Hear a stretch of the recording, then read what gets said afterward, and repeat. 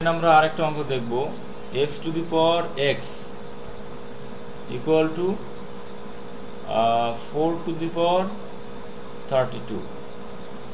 তাহলে এটার x to the power x কে আমরা এভাবেই রাখবো, আর এই 4 টু দি পাওয়ার 32, এই 32 কে আমরা দুইভাবে ভাঙাইতে পারি। কিভাবে? এখানে 2 ইন্টু 16, 2 ইন্টু 16 এভাবে আমরা এটাকে ভাঙাতে পারি। এখন আমরা একটা ফর্মুলা যদি দেখি, এখানে a two the power m n equal to কি a two the power m into n, এভাবে আমরা এটাকে লিখতে পারি। তো যদি এইটার সমান যদি এটা হয়, তাহলে কিন্তু আমরা এইখান থেকে লিখতে পারবো যেটা, সেটা হলো 4 টু দি পাওয়ার 2 ইন্টু 16। আচ্ছা,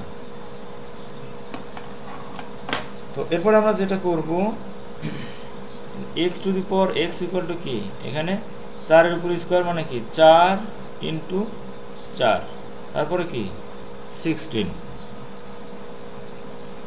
বা x to the power x equal two কি 4 4 16, তার উপরে কি আর একটা 16।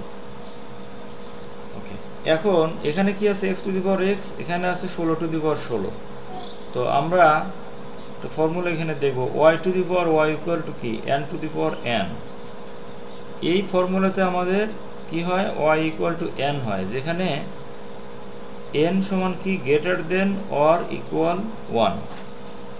আচ্ছা, তো তাই যদি হয় তাহলে এখান থেকে আমাদের কি হবে, x equal two 16, x equal two কি 16। সো এটাই আমাদের অ্যান্সার।